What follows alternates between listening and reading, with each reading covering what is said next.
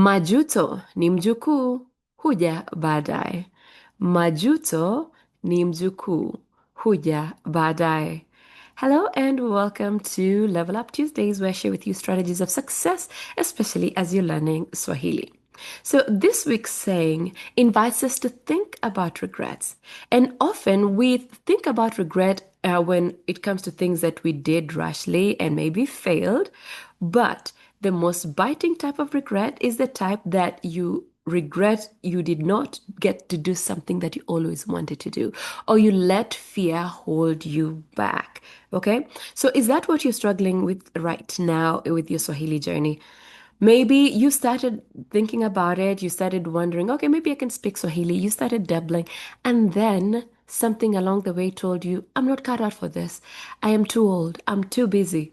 But that is fear speaking.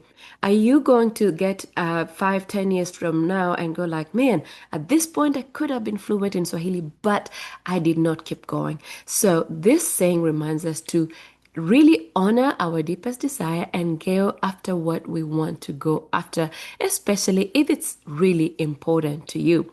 Again, Majuto ni mjukuu.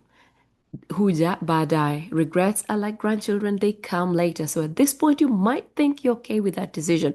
However, if something is important to you, go out there and get it done. Otherwise, you're going to regret. And nothing is as annoying as regretting something you had something to do. You could have done something about.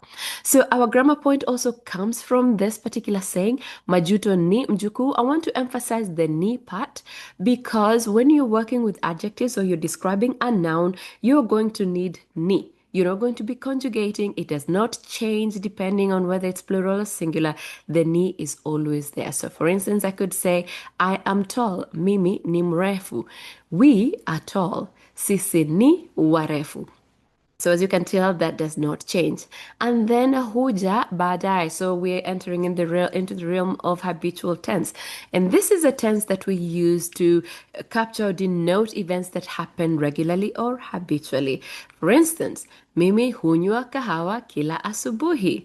Majuto huja baadaye. So this is the habitual tense. This is very important for you to learn as you're learning Swahili. Of course, all of these things are things that we cover in our main course. So if you're not an all access member, I highly recommend you check it out.